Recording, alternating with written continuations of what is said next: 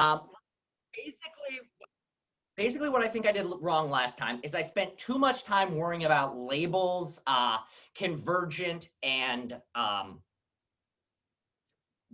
serial, and instead I should have just worried about it in terms of pictures. Because honestly, another problem I had is that these assignments are much better to do with pictures, because it's much easier to understand how a complex argument fits together by drawing a little diagram of it.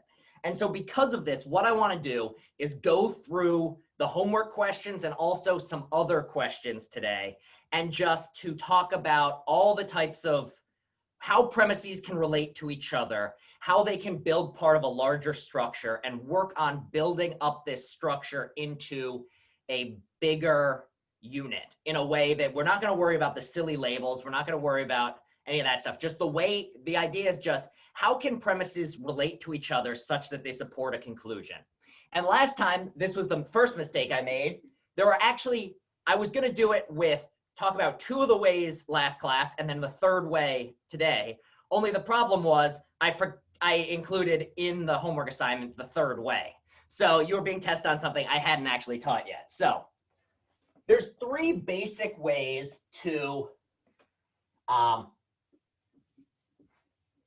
have premises relate to each other and support a conclusion. So background is, once again, the way to think about everything we're doing in this class, or the way to think about critical thinking, is you've got some conclusion.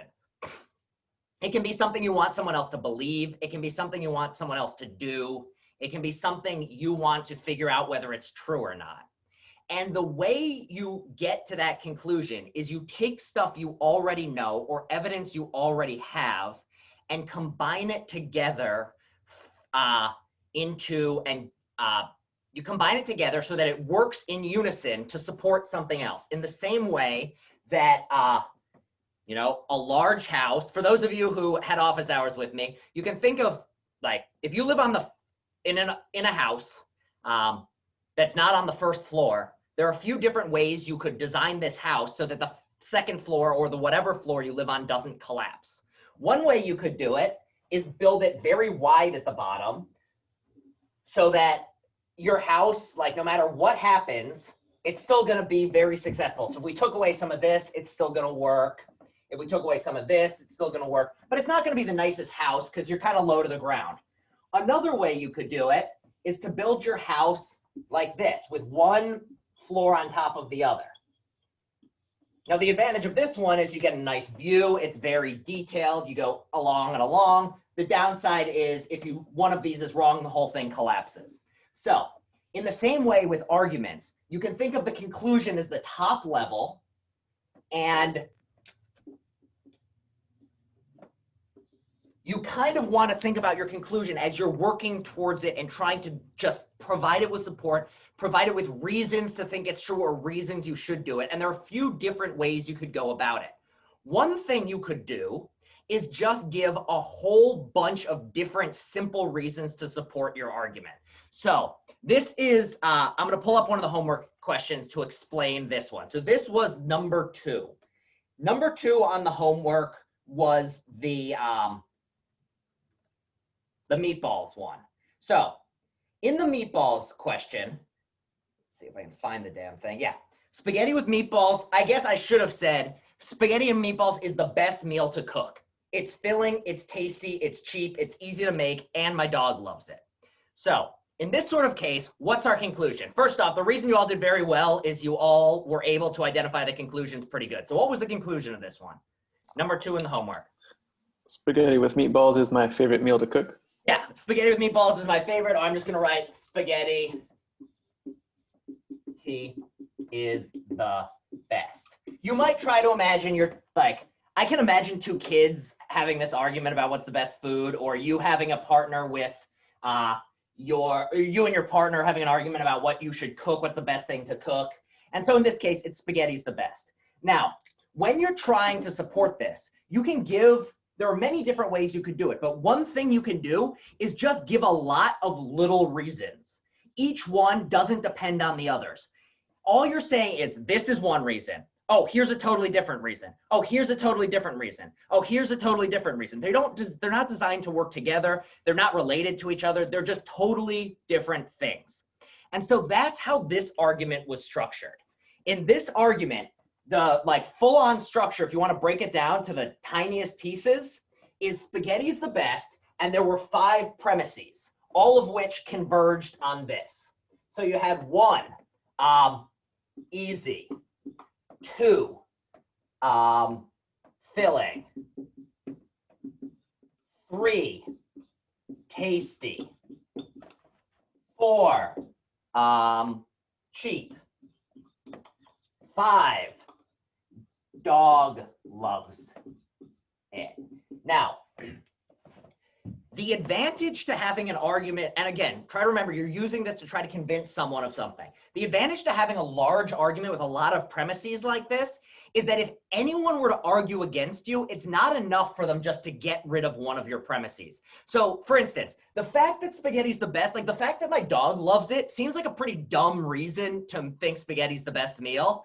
Like, I mean, unless you really love your dog. I did know someone once who ordered at restaurants entirely on the basis of what the dog would want the leftovers to be. Like, she literally would choose, do I want the steak or the chicken? And the correct answer was, well, what do I think Winston wants tonight? But unless you're this individual, most of the time this isn't a good reason. So you could throw this reason out. So you might be like, all right, you're right. The fact the dog loves it, not a good reason to think spaghetti's the best. But there's still 4 different reasons that to support the conclusion. So that's the idea of a convergent argument. Or, I mean, the best way to think of it is in terms of the premises. You can have multiple premises that converge on a conclusion. And converge is just a fancy way of saying they come from all different sides. So like, if you see a like overhead view of people all running towards something, they're all converging on that point. At the first day, like when the first day of school happens, all the children converge on the school. So these are all premises that are converging on this. So if we were to draw a diagram, and so for the homework the next time around, I'm going to ask people to draw diagrams. And you can, if you want to be somebody like Miriam, who is very good at using those little bubbles in Word, you can. If you're somebody who'd rather just write on paper and then take a picture of it with your phone and send and like attach it to an email or something, that's also how you can turn it in. But the way this argument would be structured would just be something like this. Conclusion. P1, P2, P3, P4. And so in the homework, instead of asking you what's a sub-premise, what's a main premise, all that crap, if you just think of it as there's a conclusion and what's it being held up by, well, 4, or actually technically in this case, 5 independent little premises. So that's the idea. So you have 5 different reasons to support the conclusion that spaghetti's the best. Now, one disadvantage of this sort of argument is you don't really provide much evidence for any of these things. Like, if you're trying to explain to someone why spaghetti's the best and you say it's filling, easy, tasty, cheap, etc., no one, like, that's not very thorough. You're not showing anyone, like, why do you say it's cheap? Why do you say it's tasty? Like, why should I believe that any of these are good reasons to accept this conclusion? And this is where the second sort of relationship between premises comes along. You don't necessarily, in a really good argument, you don't just state things as this is the way it is, and this is what supports it. You usually then have to provide a little more information in support of your supports. In the same way that if you're trying to explain something or trying to have an argument with a friend, and you say, like, we should go to the movies on Saturday, and you say, well, so-and-so will be there. They'll be like, yes, so what? I don't care about that. Why should I care that so-and-so is going to be at the movies? Why should that make a difference to me? And then what you have to do is justify. So a big word here is justify. What is it that you use to explain why the thing you're saying is true? Why somebody should accept that thing? So if you say, like, I'm sure we've all at some point had this conversation with somebody at some point in our life where we're like, we should go do this on Saturday. They're like, why? That doesn't sound fun. You're like, so-and-so is going to be there. And they'll be like, why do you care about so-and-so? And you're like, I have a crush on so-and-so. That's your reason for wanting to be there, that so-and-so's there, and that so-and-so's there is your reason. So in this sort of case, instead of thinking of them as converging, we think of them as going one after another.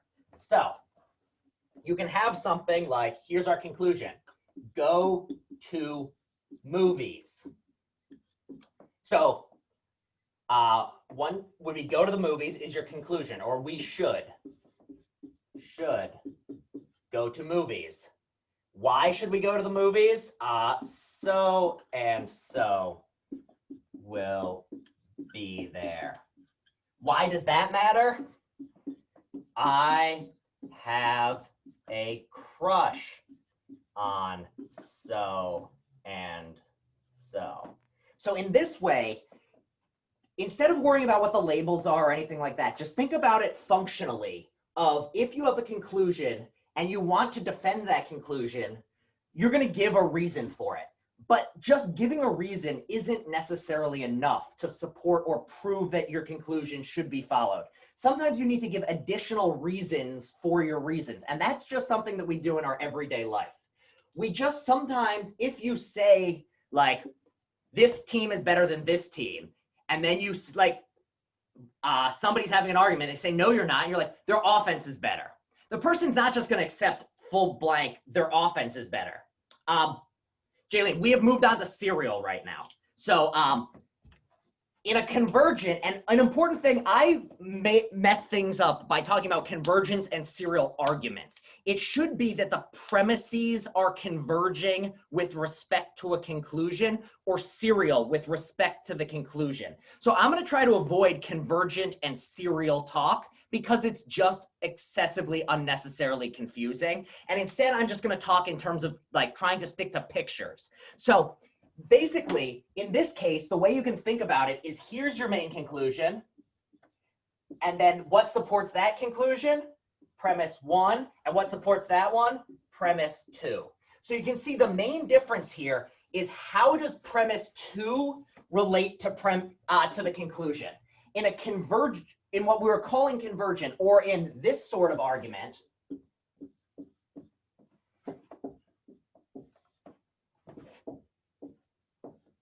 P1 and P2, the premises have nothing to do with each other. They are in no way depending on each other. In this case, by contrast, you need P2 in order to say P1, and you need P1 in order to support the conclusion. So does everyone understand that difference? You can think about it as the difference between like, when there's a single, so think of the game Jenga. You know, you've got all those stupid little blocks. You always want to take the pieces out of the one where there are 3. Why? Because if you take that out, there's still 2 supporting. But sometimes you can get away with taking out one where there's only 1 left, because that one that's left is balanced nicely on another one. So in a Jenga board, if you have a piece that's up here like this, and it's supported by 2, think about it, we're looking this way. This piece is supported by converging premises. These 2 are together, independent of each other, working to hold this up.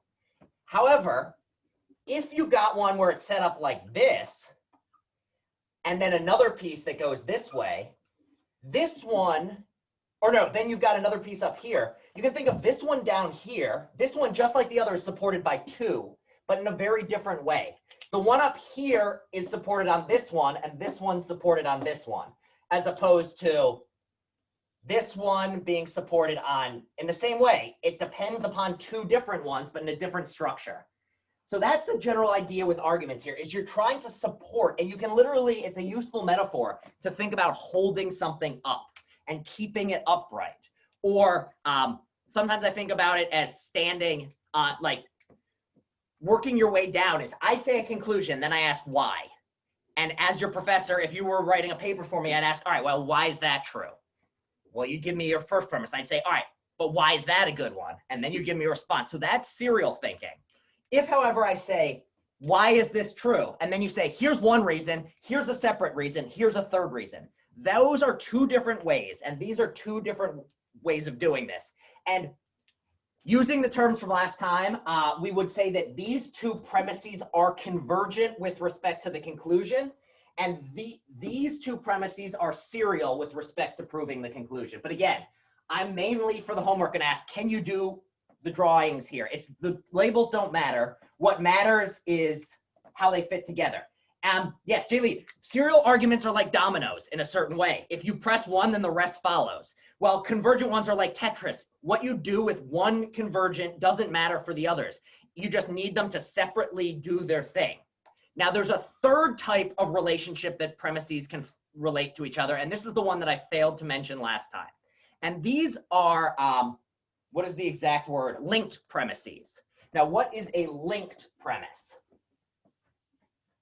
These are ones like the arguments I was talking about earlier in the semester with some of my examples.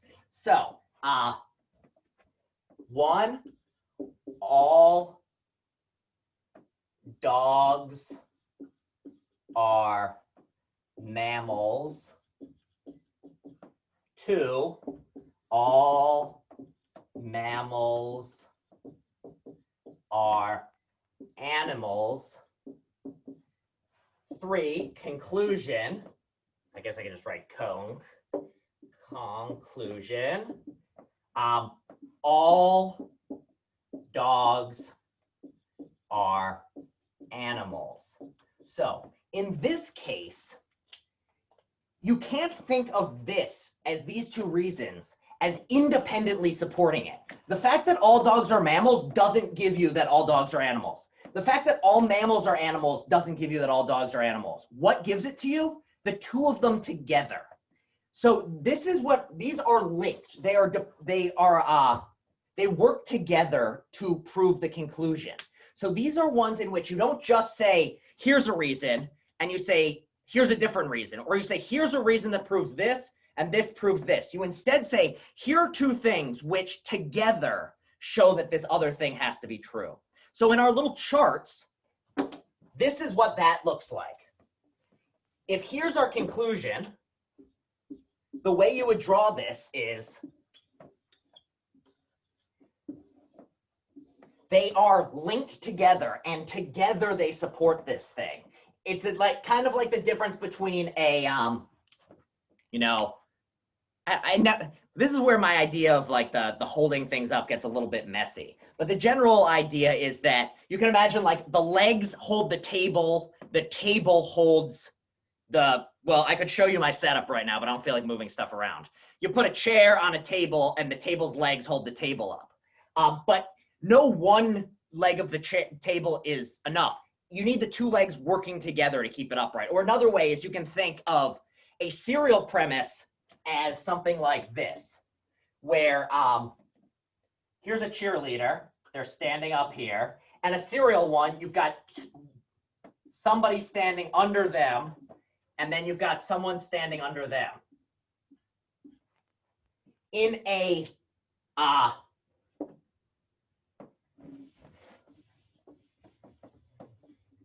convergent, what you have is you've got one cheerleader on top, and then you've got, like, say, 6 people down here. Just draw it this way. And so each of these people, this is the worst drawing, but you can imagine there's 6 people holding them. And because there's so many people, no one person is all that important. If you took one of them away, this person's not going to fall. And then the last one is you can imagine you've got 2 people, and they're holding a big board.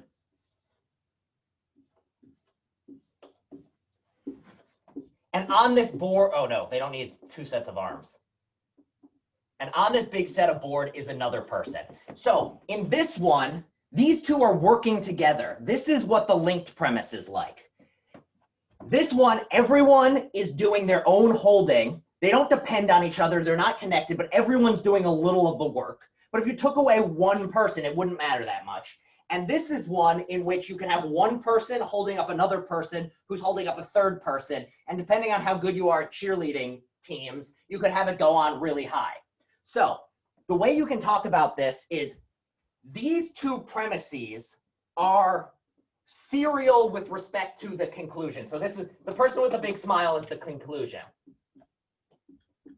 So this one supports this one supports the conclusion. Or these are all converging. All their work is going together to hold up the conclusion. Or you have, or like they're all working to support it, but they don't depend on each other. Or you have this one in which these two people are actively working together to support some conclusion. So these are cases in which you need multiple premises to make sure anything works. So this is what that first question on the homework was like. Only because I didn't teach it to you, it was just a disaster. So, and again, that was 100% my fault. So in this one, we had 3 premises. Or wait, not 3 premises. We had 3 statements. It's wrong to punch puppies.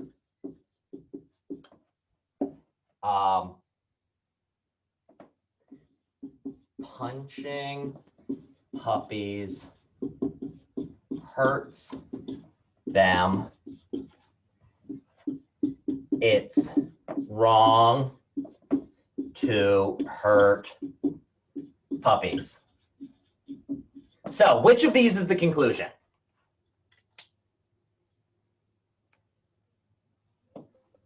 It's wrong to hurt puppies? It's actually this one. It's wrong to punch puppies. So this is how we know the reason why it's wrong to punch the puppies. Because if we lay it out, it's that if you had these two, it wouldn't actually lead to the conclusion. Because it's wrong to punch puppies combined with punching puppies hurts them doesn't prove that it's, oh wait, no. If it's wrong to punch puppies and punching puppies hurts them, then it's, you know what? You can run it in multiple directions. F, D, S, J, B, bro. Aren't 1 and 3 are very similar. What is F, D? Now William, now I'm just confused. That's keyboard spam. Okay. All right, so it could go either direction, but basically, let's change this to something else where it's not crappy.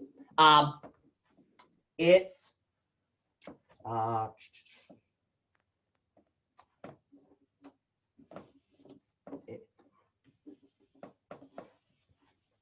let's say that the thing we're trying to prove is that it's wrong to punch puppies. You could run it either way, but let's just say, here's our conclusion. Conclusion,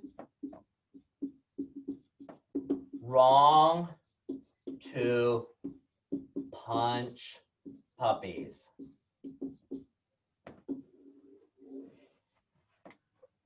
Then you can see that the other 2 things work together. If I just tell you punching puppies hurts them, that's just a statement of fact. And if I tell you it's wrong to hurt things, that's a statement of fact. But if you put them together, they link up and support the conclusion that it's wrong to punch puppies. So one is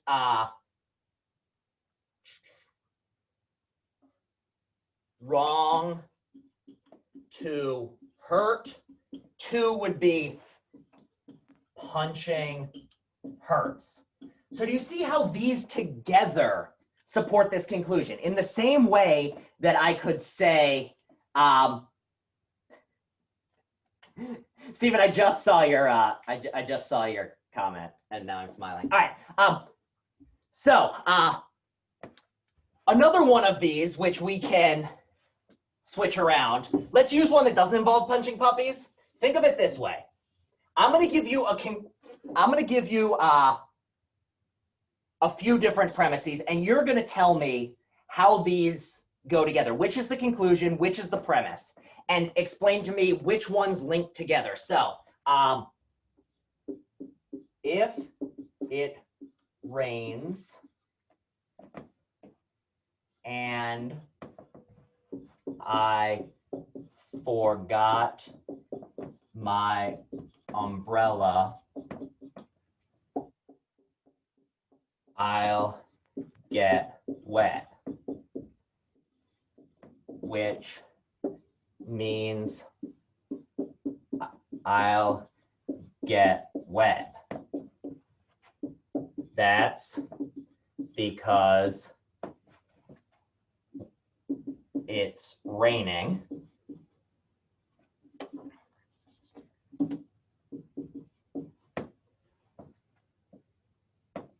Oh wait, no, I'm trying to make this too fancy.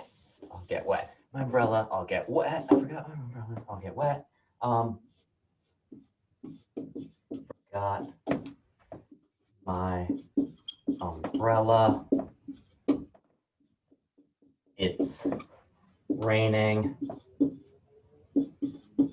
So,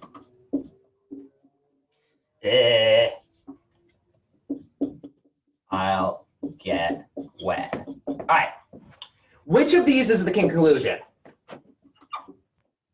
Which we've got a bunch of different sentences here. Which is the conclusion? I'll get wet. I'll get wet. Yeah. I'll get wet. Yeah. Yeah, I'll get wet. Yeah, I'll get wet. Oh, we got reverb.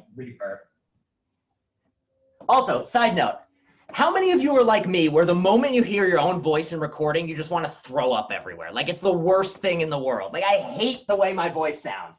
Like it's just the worst. I hate that you all are subjected to my voice.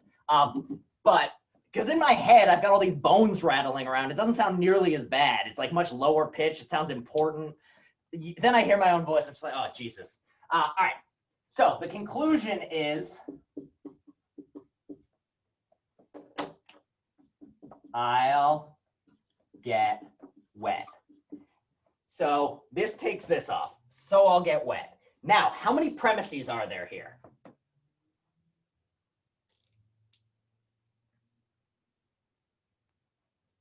Three. There are three. Yeah. So what are they? Any takers? I'll give you a clue. The punctuation is going to help you, but thing I'm going to be leading up to, punctuation doesn't always line up with it. If it rains and I forgot my umbrella, I'll get wet is one. Yep. The other one is I forgot my umbrella and it's raining. Yeah. So these are three different things. Now, of the three, these are of the types of different relations premises can have to a conclusion. You can see that these are the linked sort. Why? Because unless all three of them are true, the conclusion isn't going to be true. It's only like if it rains and I forgot my umbrella, I'll get wet. That's a fact of the matter. And it rains, that alone isn't enough that I'm going to get wet because maybe I remembered my umbrella. It's only if all three are true. So in this way, it's linked. And the structure would be something like this. Premise 1. Premise 2. Premise 3. So on the homework for next week, it'll look something like this. This is what I'm looking for as an answer. Just something like this. Forget about crap about Convergent, crap about any of that stuff. I'm just looking for nice drawings to show me that you see that like these together are supporting that one. And you can see that in this case, unlike in a Convergent case, if we showed any one of these to be true, the conclusion would not follow anymore. You need all three of them together. If I were to say like, oh crap, if it rains, I'm gonna get wet. It looks like it's raining and I think I forgot my umbrella. And then my friend reaches into my bag and is like, no, you didn't forget your umbrella. Then the argument, I'm not gonna get wet anymore. So the whole thing falls apart. If, however, they were truly convergent, like the dogs and the eating of the whatevers, the dog and the meatballs, then it's not dependent in this way. They're not linked. So that first one, regardless of what you said the conclusion was, and whatever you said the conclusion and the premises were for number 1, it's going to be linked in this way for the punching puppies case. All right. Let's look at number 2. No, so that was number 1. We've done 1 and 2. Now let's talk about 3. 3 is actually one I want to emphasize because this is the only one that I actually managed to make a coherent, sensible argument. It's just that I didn't explain well what the relations between convergence and serials were. And so this one, though, if we do it in terms of structures, if we do a picture, we can see it's actually a good, solid argument. So first things first, let me write it down. It's good that CUNY is online. CUNY students are more vulnerable because they subway. I'm not gonna care about punctuation. I just want to get it up on the board. CUNY students are also more likely to live with grandparents, which means they are more likely to put others at risk. So that's what the passage said. Now, something which I should have made clearer last time is, and I think the way I asked the questions in terms of serial and I asked, like, are they serial or are they convergent? With technically speaking, the way I asked that question is to be a pedantic ass is technically right, because if it's either or, they can still both be true, yada, yada, yada, dumb crap. So they could be both, and my instructions could have technically been right, but a professor who relies on that is not doing their job well, and so I just confused you all. So what I should have asked for is just, what is the structure of this argument? And so let's work through this using our little pictures. First thing, and I think just about everyone got this right, what is the conclusion? There's one main conclusion here. It's a good thing CUNY classes are mostly online. Yep, here we go. That's the conclusion. Good thing it's online. Now here's where it gets tricky. So this is our first part of the structure. We have it up top. Now, this is where it gets tricky. And this is something I should have made clearer. And this is what I was just talking about a second ago. The punctuation doesn't always tell you where the reasons end and where they begin.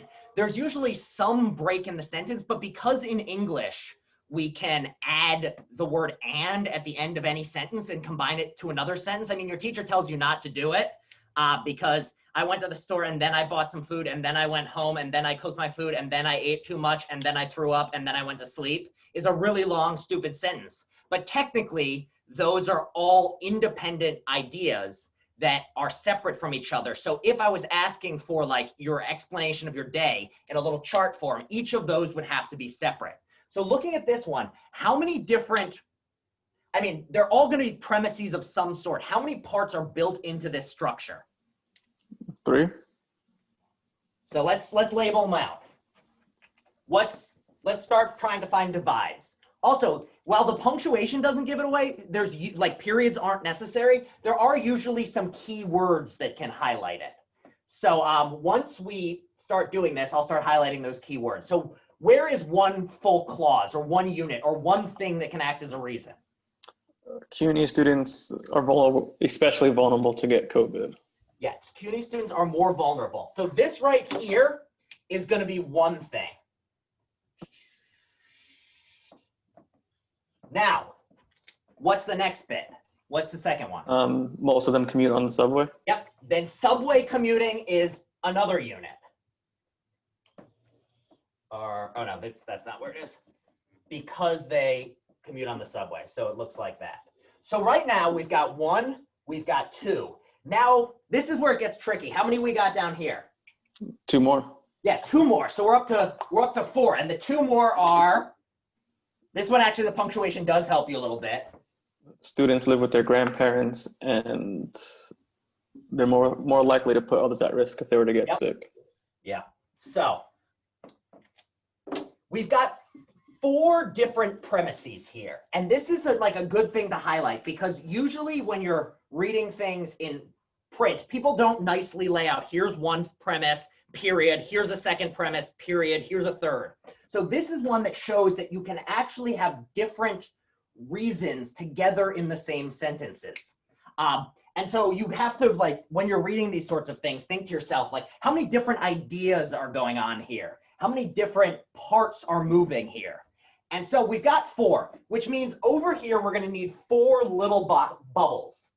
The question is, how do our bubbles fit? So if we just lined them up here, we have 1, 2, 3, 4. Now the question is, how do I erase and move them around? And there's going to be a correct way of erasing and moving them around. How do we do it?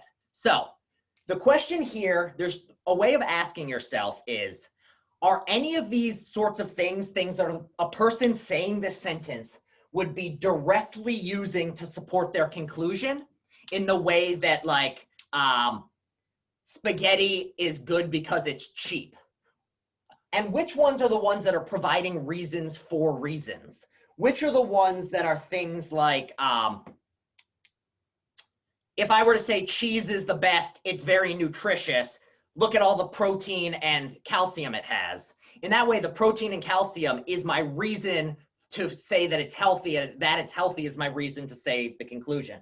So in this case, which of these are designed, another way of asking it, it can actually be simpler to ask, which of these is designed to support another one of the ones up here, and which of these is not? If you can find that this is a reason that one of the other premises is true, that means it's supporting that other premise in the way of the person down at the bottom. They're not directly supporting the conclusion. They're supporting the premise which supports the conclusion. Doesn't the students are especially vulnerable to get COVID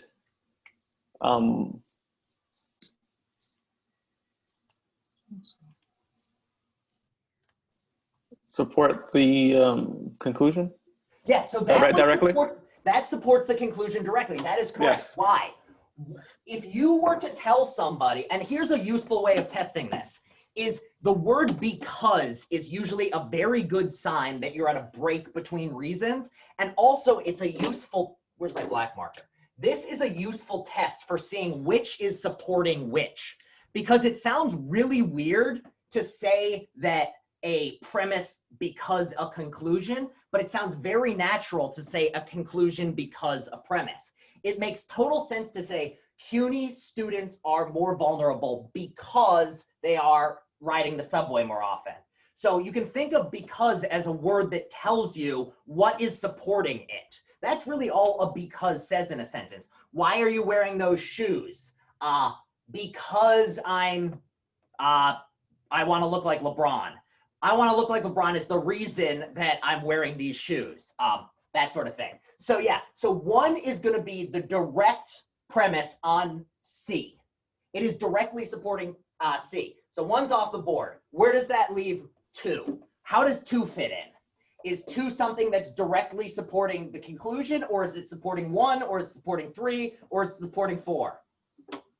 So 2 is serial to 1. Yeah, So 2 is directly supporting number 1. So why would you bring up that they ride the subway? If I tell you it's a good thing CUNY's online, and I'm like, students ride the subway, it's like, why does that matter? It only matters because it provides evidence for number 1. So we've now got 2 of the 4 premises gone. And the way we got there is we asked, how is a person who's saying this trying to design the argument? How are they trying to convince me? It's almost like a way of trying to reconstruct another person's thought. So in this case, we've got 2 supports 1, 1 supports the conclusion. What do we do with 3 and 4? How do they fit into this structure?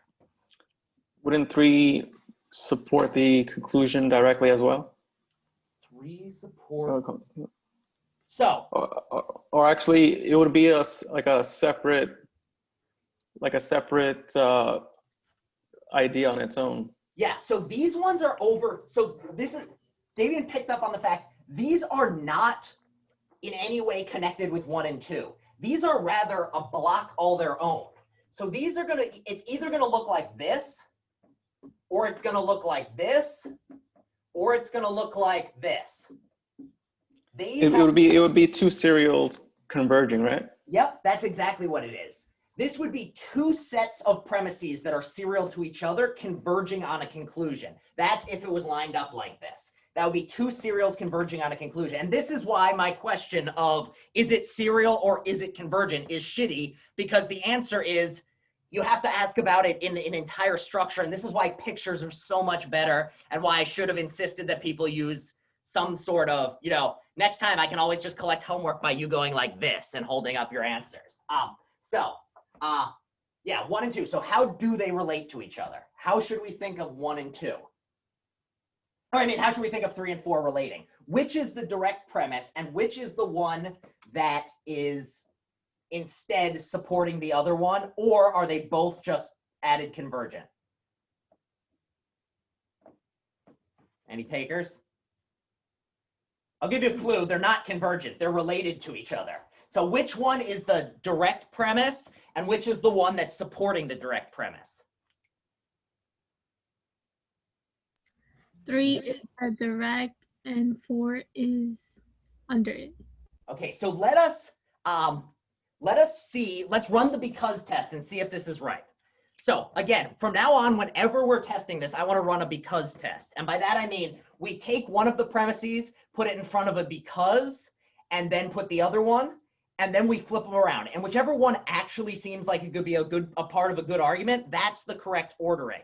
The one that goes in the because is going to go higher up in the chain. So which of these sounds more natural then? And so again, whatever comes before the because, when you say that, is the one that should be higher up the chain. So if you're asking about a conclusion versus a premise. So what happens if we use the because? CUNY students are also more likely to live with their grandparents because they are more likely to put others at risk, or is it rather they are more likely to put others at risk because they're more likely to live with their grandparents? Which one sounds more natural?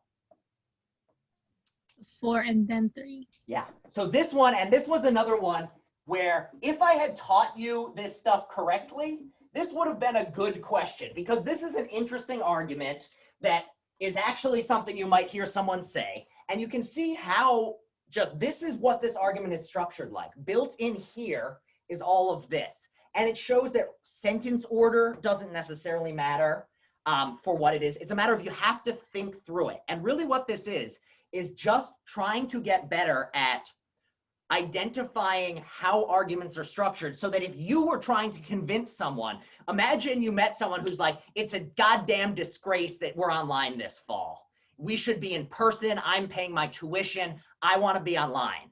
Well, how would you convince them that no, it's a good idea? Well, you'd want to give them some reasons for this. And then on top of that, you'd want to give them some reasons that support your reasons. So another thing you might say is, like, another possible premise would be something like, colleges are especially vulnerable to COVID outbreaks. And then what would a sub-premise be? What would some additional evidence of that be if you were using this in real life? What sorts of things could we talk about? And this is like an actual current events question. Has anyone been seeing the news of what's happening at these college campuses right now? It's just like the number of COVID cases is astronomical. Here's a fun fact about human beings. If you tell a bunch of 18 to 22-year-olds, get together with each other in a campus style, but don't hang out or touch, it's not gonna work. So these numbers, I think there was like Southern Illinois, they had a certain number of quarantine houses, and within the first week, they were all filled because there are just so many cases. South Carolina, I think 24% of the students tested were positive. It's just an absolute madness. So it is a good thing we're online. So what we could have done in this case would be we could add in theory another convergent premise, which would be something like, also, colleges are especially likely to lead to transmissions. The evidence of this comes from looking at other schools. So this is just a way of thinking, like, how are these reasons supporting each other? How do they fit together? How do they support the conclusion? So is everyone, hopefully this is making a little more sense than last time when I was a disaster. Now, I don't know how many, use your little thumb if you weren't here at the start. I just want to make sure, because we have some big we have some big news breaking that I want to make sure everyone got. I'll also be emailing about it. But basically, there's also been a major change in the schedule. So basically, today we were going to talk about fallacies. And then I realized I bombed the homework so badly in terms of teaching and making sure everyone understood it that I wanted to spend an extra day on this stuff. That meant one more day had to go. And between that and my frustrations with the Blackboard, I canceled the midterm. So you no longer have a midterm for this class. It's out the window, not going to be a midterm. It's just going to be homework assignments and a paper. I will explain how it means that the homework assignments are each going to be worth a little bit more, but the midterm is gone. Don't worry about it. I want to make sure you understand the structure and this sort of thing. And you know what? Stressing about a midterm that's going to be online and none of us have good internet anyway right now because everyone's on it all the time. Like, screw that. Midterm out the window. I will email you probably tomorrow with the new updated syllabus without the midterm on it and how this grading will be different. The paper will still have the due date, and the stuff later in the semester will still be spending as much time on the paper and all that stuff. The paper will still have the same due date, though, there at the end of the semester.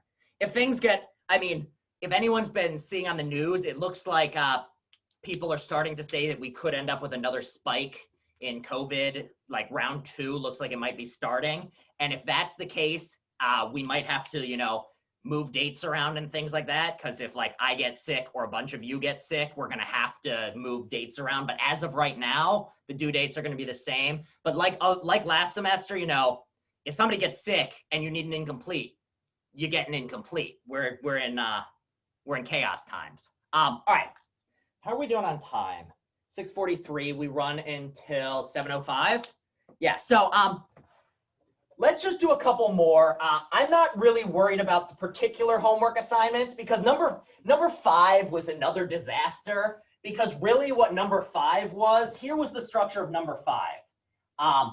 In fact, I'm going to write up the structure and then we can see how it fits together. So let's do something different where I give us the structure of these Kamala Harris sentences and then you tell me which sentence goes in which spot.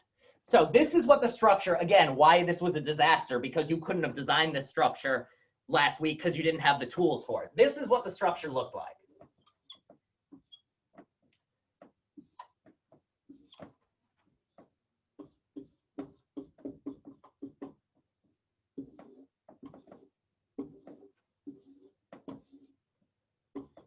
So the structure of this argument, just to be clear, and why this is a terrible question, because this is way, you didn't have the means for this, is it's 3 linked premises, 2 of which have their own sub-premises. So these 3 together support a conclusion, but 2 of those 3 are themselves supported by some other information. So given this structure, what is the conclusion? A vice presidential nominee who is popular with both independents and progressives is a good choice. Not quite. Which is the one that somebody's really sorry, I read it backwards. Don't worry about Kamala it. Harris was a good choice for a vice presidential nominee. Kamala Harris is a good choice. That's the conclusion. That's the thing that somebody who was doing this was trying to prove. Now, what goes in all of these boxes? What are the 3 things that together show that Kamala Harris is a good choice? And then what are the 2 things that support some of those other things? One of them is a vice presidential nominee who is popular with both independents and progressives is a good choice. Yep. So the progressives and independents equals good. That's one of the 3 linked premises. Specifically, this one is going to link with 2 other things that the 3 of them together mean that Kamala is a good choice. So what are the other 2? Her views are rather moderate. And the other one is she's also the first woman of color to be vice presidential. First off, let's write down all 5. I should have done this first. So we've got 5 premises. We've got independent or progressive plus independent equals good. We've got woman of color. We've got moderate views. We've got popular with independents, and we've got popular with progressives. So 1, 2, 3, 4. So which of these is directly supporting this, and which of these is supporting one of the other ones? So we ask ourselves, which of these four, that she's a woman of color, that she has moderate views, that she's popular with independents, or that she's popular with progressives, which of these, because the way this has worked with these connected, two of these two combine with, if you're popular with progressives and independents, then you're a good choice. Which of them combines with this directly to mean Kamala Harris is a good choice? She's popular with progressives and she's popular with independents. Progressives, popular with independents. So we've now, or instead of doing this, I should just have written up their numbers. So popular with independents is 3, popular with progressives is 4. So these together support that she's a good choice. We know she's popular with progressives. We know she's popular with independents. And anyone who has both those things is going to be a good choice. Therefore, she's a good choice. Now, what do we do with 1 and 2? What are their jobs? To support 3 and 4? Yeah, they support 3 and 4. So women of color, progressives, I mean people, generally the fun news term for people who are socially liberal, pro-diversity, believe that everyone is equal. So that would be popular with progressives would be women of color. And then moderates are people who don't know until the election, whether, or independents are people who aren't members of any political party, don't know until the election who they're going to vote for. Those people generally like people who are in the middle. So that's where this one goes. So that's what this structure was for the Kamala Harris question. And again, this is a sign that I did a really crappy job. So for the homework for next week, it's going to be this sort of thing. Only one, I promise the questions are going to be good, because the other issue, I'm not going to talk about the Cristiano one and Messi one, because if you don't know anything about soccer, that was a crappy question. So what I do want to finish up, though, quickly doing is talking about hidden premises, because these are a cool thing that are worth talking about independent of all this stuff. But the homework for next week is going to be this. Maybe I'll throw in 1 or 2 hidden premises questions. But this is what it's going to be, is I will give you an argument, and I will ask you for one of these diagrams. Maybe some of them I will give you a diagram like this and ask you what goes in which slot. In fact, I'll probably do it where like half the questions are like that, and the other half of the questions will be ones in which I give you all the sentences and ask you to come up with a chart all your own. And I'll, if you want to do it by bubbles, then you can do it by bubbles on a computer. If you literally want to hand draw it and take a picture and send it to me. If you want to hand draw it, but you don't have, like, your phone camera broke or something, and in class you want to hold it up to this camera. If you want to, you know, if none of this works and you want to just, you know, scrawl it in blood and send it by mail, you know, that's fine too. Whatever. Now, hidden premises. What on earth is a hidden premise? The best way to think about hidden premises is that they are things which a person doesn't bother saying, but that is still a crucial part of their conclusion. So the way you can think about it is think about these linked premises, where only 2 things together support a conclusion. And it's only if they're both true that the conclusion's supported. But very often we won't say one of them because we think it's so obviously the case, or something like this. Yes.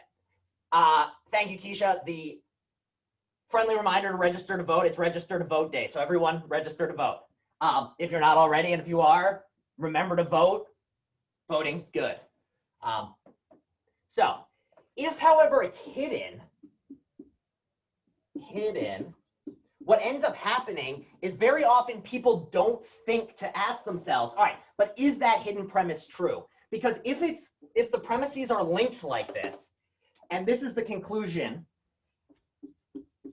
and so you say something here, premise, and if you just say this is true, therefore this is true, without commenting on the fact that there's a hidden premise in the background, then you might not realize that an argument is not a good one, because you don't realize there's something here to be tested. That was very vague. Let me give you a concrete example inspired by the talk of register to vote.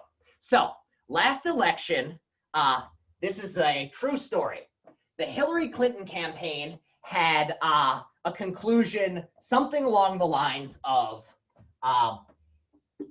if Hillary wins Virginia and North Carolina, she will win the, or no, this, so it's if Hillary wins Virginia and North Carolina, she will win the election.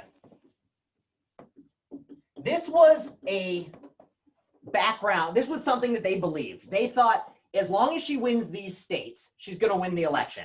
So the idea was like,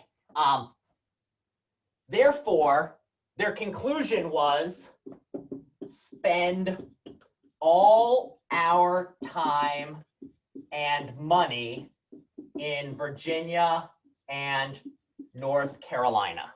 So this was their thinking. If Hillary wins Virginia and North Carolina, she'll win the election. And therefore, we should spend all of our money. So their argument looked, you might think, something like this. I'm just going to put up money, Virginia, North Carolina.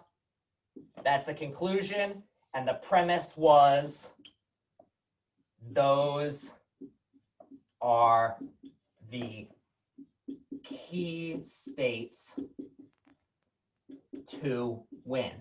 Now, what was the background though? What was an actual fact that they didn't take into account? What was the hidden premise to their assumption that they should spend all their money in these states?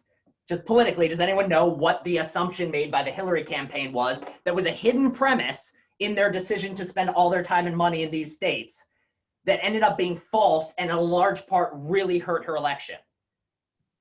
Their background assumption was Hillary will win all the Midwest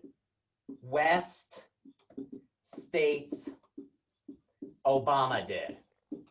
So in the background of their campaign plan was this belief that we don't have to go to Michigan, we don't have to go to Wisconsin, we don't have to go to Minnesota, because Obama won those. We don't have to spend it. The only reason that we need to worry about, like, the key states are Virginia and North Carolina. We should spend all our money there, because in the background was there this assumption that we don't need to worry about these other states. And that background assumption was wrong. And because they never said it out loud and said, well, on the assumption that these things all hold normal, well, it turned out they didn't hold normal, and it in large part cost her the election. People in the Midwest were pissed.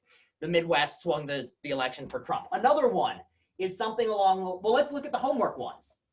So, but that's what I mean by a hidden assumption. It's something in the background that someone assumes to be true that their whole argument depends on, but they don't bother saying out loud. Why don't they say it out loud? Because time is short. We take a lot of things for granted. So with the homeworks, Joe is a Red Sox fan, therefore he's annoying. What is the hidden premise? What is the person who says this assuming in the background? Red Sox fans are annoying. Yep, Megan's right. In the background, if somebody's trying to prove to you that Joe is annoying and his evidence is Joe is a Red Sox fan, in the background, he's assuming that all Red Sox fans are annoying. And if you were to argue with him, you wouldn't try to disprove his point by saying Joe's not a Red Sox fan. What you try to say is, no, I know plenty of not annoying Red Sox fans. Here's, my Uncle Kenny, he only like throws vomit or throws up on people when they lose like some of the time. He's a good dude. Don't worry about him. All right, number 7 is tricky. Number 7 is Cardi B is in LA right now. Therefore, you couldn't have seen her in Manhattan earlier today. So the conclusion is you couldn't have seen her earlier in Manhattan today. There's actually a lot of assumed premises in the background, but there's one that I was really looking for. If you use the other ones, you still got full credit on it. The premise is she's not in LA. What's the hidden premise here? Why does the fact that she's in LA mean she can't be in Manhattan? What is it about human beings that we're assuming is true here? She's not in Manhattan. So we're correct that she's not in Manhattan, but that's not so much a premise as it is another way of putting this is that's kind of like a halfway house conclusion. It's not so much that she's not in Manhattan that I'm assuming. Is it that they're assuming like the person claimed they saw them in New York today? So that is another one. I gave correct answers for both of these because these are both technically things that have to be assumed. But I wanted to give you an annoying philosophy one. Imagine this case. Imagine that unbeknownst to you, I invented a perfect copier, and not like a copier that copies papers. I mean, copies human beings. And it allows me to copy myself perfectly, but we mind meld. So what I see out of one set of eyes is also being seen out of the other set of eyes. So imagine I gave this to my best friend, Cardi B, and she's got one of these now. Cardi B's got this thing, which she has now. There's actually, you might not know it, but Cardi's got like 16 bodies at once, but they all share a mind. That's why she's so powerful and incredible. And in this case, what is the hidden premise that this disproves? What is the hidden premise? Why does this argument no longer a good one? What can Cardi do in this case, which most human beings cannot do? In two places at once. Yeah, be in two places at once. So that was the hidden argument here, is that, or the hidden premise, a human being can't be in two places at once. And this is what sci-fi movies love doing. Once you get time travel involved and you got people in multiple places, can a hidden premise be a sub-premise? Yes, a hidden premise, I think, can be a sub-premise. Very often, I think the reasons, I'd actually probably say most of our sub-premises are hidden. We don't usually give complete answers. So for instance, if I say something like, I know Cardi is in New York. How do you know? I saw her. Why does that matter? Well, hidden under here is the sub-premise. If you see something, it's there. Like, that's just the way seeing works. Or this could also be wrong. Like, there are mitigating circumstances that would mean that the hidden premise turns out to be unclear. Usually, though, we've got the hidden assumption that if you see something, it's there. What are some mitigating circumstances that could change that? Well, you're high out of your mind. Things like that are ways in which this hidden premise, which is a sub-premise of this argument, would be a hidden sub-premise. So, Jaylene, that's a really great question. America is the greatest country in the world. We have more COVID cases than anybody else. What was the hidden premise? It's a really dumb hidden premise, but it's a hidden premise.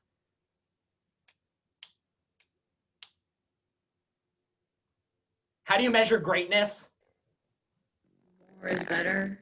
Yeah, more is better. You know, we need to have more, be good. So the hidden premise here is the more COVID you have, the better you are. Again, terrible argument, but you can imagine somebody arguing this. I mean, I'm sure it's been said somewhere in the halls of the White House by somebody. Number 9, I think just about everyone got this one because we've been watching the news enough. The hidden premise was that loss of sense of smell and fever are symptoms of COVID. And the last one is that Karachi is in Asia.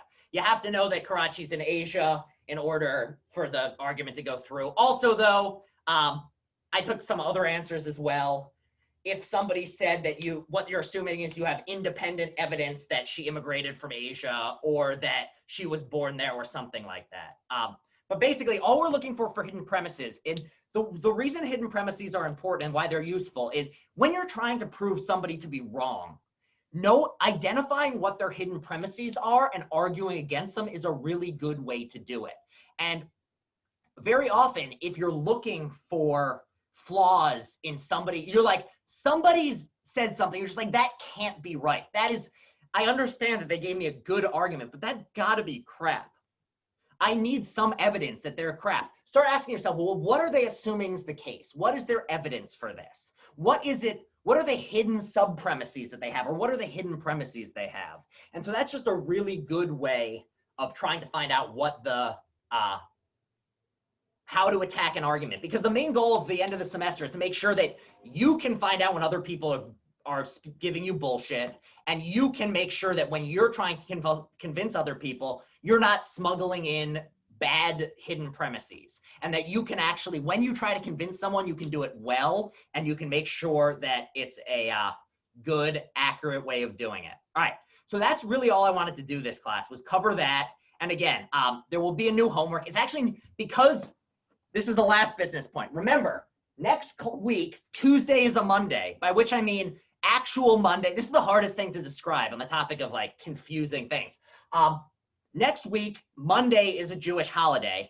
CUNY therefore is closed. However, this is the second Monday class in a row that a Jewish holiday, or second Monday in a row that a Jewish holiday has fallen on. Therefore, CUNY wants all the Monday, Wednesday, and Tuesday, Thursday classes to be equal in number. Therefore, they've turned Tuesday into a Monday schedule. So next week on the CUNY calendar, the schedule runs day off Monday, Wednesday, Thursday, Friday.